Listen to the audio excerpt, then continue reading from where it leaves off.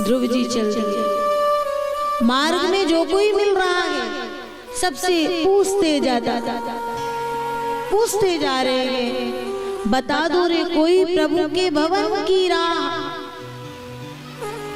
जो मार्ग में मिलता ना तो उनको माँ की बात याद आती कि माँ ने कहा था मार्ग में कोई मिले तो उसे संत स्वरूप जान करके प्रणाम करके और पूछना नारायण का पता। चलते चलते मार्ग में कुछ चोर मिल गए। ध्रुव जी ने पूछा और देखो तो जरा, ध्रुव जी ने जो ही पूछा तो भैया राजकुमार थे, मणि माणिक के पन्ना मोती कुछ ना कुछ तो धारण करेगी होंगे। तो चोरों ने उस वस्तुओं के लोभ में आकर के कहा अगर ये दे दोगे, जितनी वस्तुएं जितने आभूषण तुमने धारण कर रखे हैं वो दे दोगे तो तुम्हें तुम्हारे नारायण के पास हम पहुंचा देंगे। ध्रुव जी ने सब दे दिया, लेकिन वो चोर सब लेकर के और जब भागने लगे तो भी ध्रुव जी को कोई फर्क नहीं पड़ा है, क्योंकि उनके लिए उन आभूषणों की, उन वस्तुओं की अब कोई ज्यादा अधिक कीमत नहीं रह गई है। मार्ग में आगे बढ़े। 5 वर्ष का बालक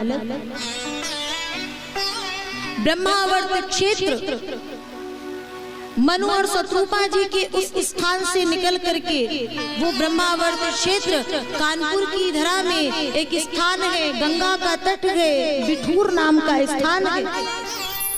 वहां से पैदल चल करके और चलते चलते 5 वर्ष का बालक, सोचो भूख भी लगी होगी, प्यास भी लगी होगी और थोड़ा भय भी होगा, डर भी होगा, लेकिन संत कहते हैं जो भगवान का हो जाता है उसके जीवन के ये समस्त भय, समस्त डर फिर समाप्त हो जाता है।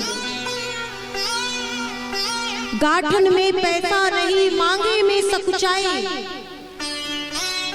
भक्त के पास कभी कभी ऐसा होता है जेब में कुछ पैसे भी नहीं होते हैं और वो सकुचा करके जल्दी किसी से मांग नहीं पाता है। गाठन में पैसा नहीं, मांगे में सकुचाए। तो सुनो, चिंता मत करना, ताके पीछे हरि फिरे मेरो लाल, कहीं भूखो ना रह जाए। ऐसे भक्त के पीछे भगवान घूमते गए, ऐसे भक्त की चिंता भगवान करते गए कि ये कहीं भूखा ना रह जाए। ध्रुव जी चल दिए और जब वहां से आगे बढ़े तो भगवान ने देखा तो नारद जी से कहते गए जरा देखो तो इस बालक के हृदय के और भाव कैसे गए। नारद जी आए हैं, संत को देखते ही, संत भगवान को देखते ही चरणों में दंडवत प्रणाम किए। नारद जी ने कहा बेटा, इतने सूने मार्ग में और ऐसे घनघोर स्थान में तू इतना छोटा सा अकेला कहाँ डोल रहा है? बोले मुझे केवल नारायण की प्राप्ति करनी है, मुझे केवल नारायण का दर्शन करना है। नारद जी ने कहा अभी तेरी अवस्था नहीं है, अभी तेरी वो उम्र नहीं है, तू जा करके अभी तो खेल, खूब स्वादिष्ट व्यंजनों का स्वाद ले और उसके पश्चात फिर कभी जब वृद्धावस्था आए, बुढ़ापा आए, तब बैठ करके भगवान का भजन कर लेना। ध्यान से सुना, तब बैठ करके भगवान का भजन कर लेना। ध्रुव जी ने कहा आप कैसे संत हैं? संत तो भगवंत से मिलाने का कार्य करते हैं और आप मुझे वहां से दूर कर रहे हैं। बस बस प्रभु बस,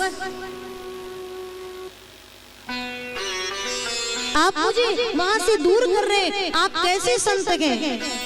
नारद जी ने कई बार उन्हें पीछे करने का प्रयास किया, लेकिन उस बालक को अपने वचन पे अडिग देख करके नारद जी भी अब ज्यादा कुछ नहीं कह पाए और फिर कहते हैं एक बात बता, क्या तूने कोई गुरु किए हैं?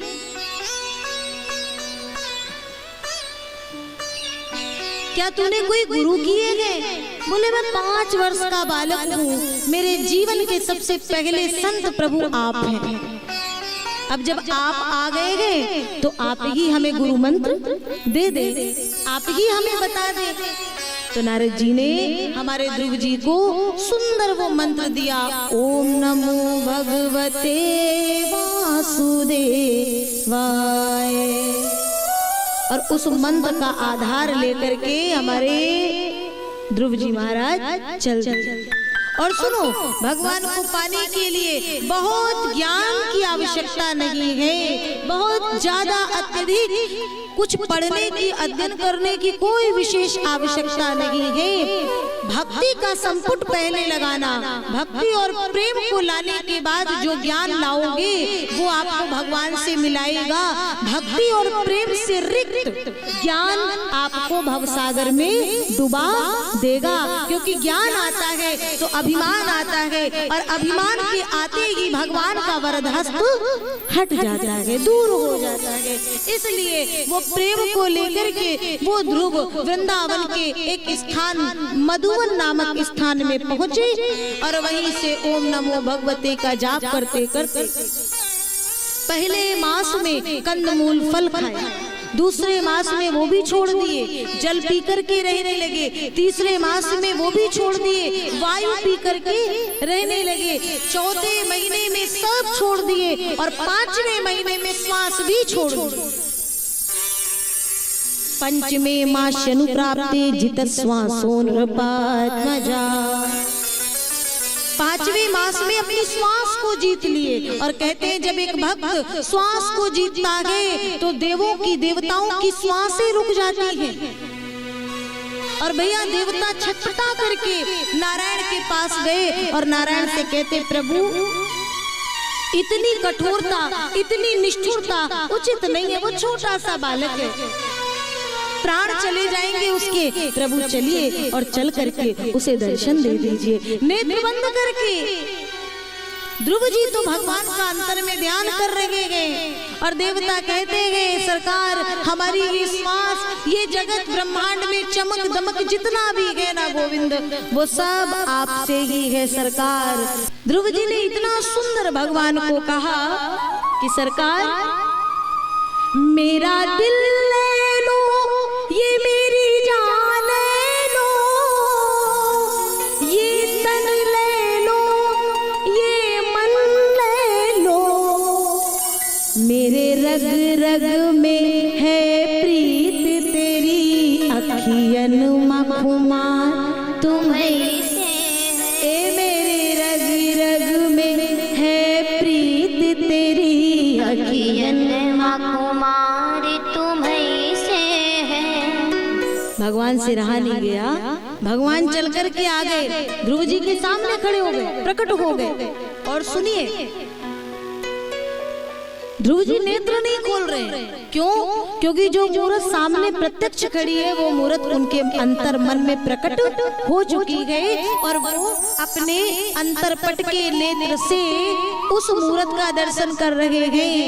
भगवान को वही जान सकता है जिसे भगवान स्वयं जनवाना चाहिए, और भगवान को जानने के बाद फिर कोई साधारण वो रह ही नहीं जाता, जानत तुम ही हुई जाए।